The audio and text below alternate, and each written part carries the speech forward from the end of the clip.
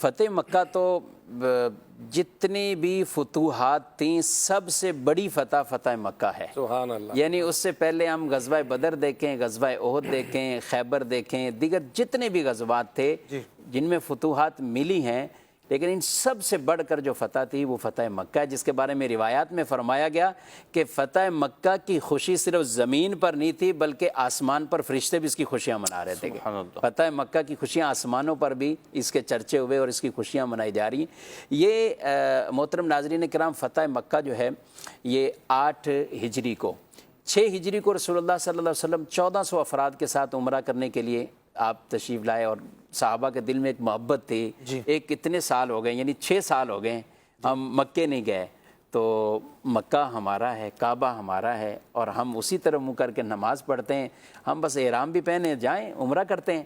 تو آپ صلی اللہ علیہ وسلم اسی عزم سے 1400 افراد کو لے کر آپ آئے، لیکن وہ طویل واقعہ حدیبیہ کے مقام پر آپ کو وہیں آپ رک گئے، اور مشرکین مکہ نے وہاں سے آگے نہیں بڑھنے دیا، اور ایک گویا کہ جو خون خرابے والا معاملہ ہو سکتا تھا، رسول اللہ صلی اللہ علیہ وسلم جو کہ حکمت، اور آپ نے اپنی حکمت اور مصلحت کے تحت آپ نے وہیں صحابہ کو احرام کھولنے کا حکم دیا، اور وہ صلح حدیبیہ ہوتی ہے۔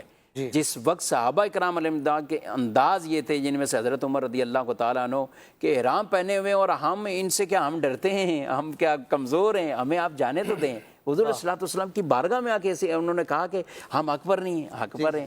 کہا کہ پھر کیوں نہیں آپ تھے؟ تو آپ نے تو ہمیں کہا تھا کہ عمرہ کریں گے۔ تو فرمایا میں نے کیا یہ کہا تھا اس سال عمرہ کریں گے؟ عمرہ کریں گے لیکن اس سال کا میں نے کہا تھا۔ اب یہ صدیق اکبر رضی اللہ عنہ کے پاس گئے، صدیق اکبر رضی اللہ عنہ نے قربان جائیں ان کی اس علم پر اور ان کی فراست پر۔ اس مجلس میں نہیں تھے جب حضور اسلام نے جواب دیا، لیکن اس ان کے پاس جا کے گئے، حضرت عمر نے جب کہا تو انہوں نے بھی یہی کہا کہ حضور نے یہ فرمایا تھا کہ اس سال عمرہ کریں گے۔ تو حضور جو فرما رہے ہیں احرام اتار دو، اتار دو۔ احرام اتارے گئے۔ ایک معاہدہ طے ہوتا ہے 10 سال کے لیے کہ آپس میں کوئی کسی طرح کا جنگ و جدل والا معاملہ اور کوئی ایسی چیز نہیں آئے گی۔ اس معاہدے کے تحت ابھی اس کو کچھ ہی سال، 1.5 سال کا عرصہ تقریباً گزرا تھا، تو مشرکین مکہ کی طرف سے اس کی خلاف ورزی ہوئی۔ جب اس کی خلاف ورزی ہوئی اور پھر خود ہی حضور السلام نے جو ان کی طرف قاصد بھیجا تو انہوں نے کہا ہم نے معاہدہ توڑ دیا ہے۔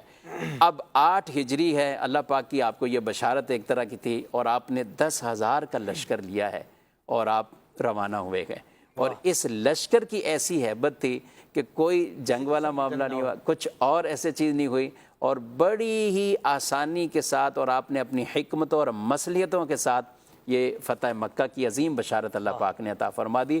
رسول اللہ صلی اللہ علیہ وسلم کی یہ ٹھوڑی مبارک، آپ کے اونٹ جو تھی سواری تھی، اس کی کوہان کے ساتھ یہ لگی ہوتی۔ یعنی جب آدمی کوئی بہت بڑی کامیابی حاصل کرتا ہے تو پھر تو اس کے ہاتھ نیچے نہیں بلکہ اوپر رہتے ہیں، اس کی اپنی جو وجود ہے یہ بھی بڑا اونچا ہو جاتا ہے کہ میں بہت بڑا بہادر بن گیا ہوں۔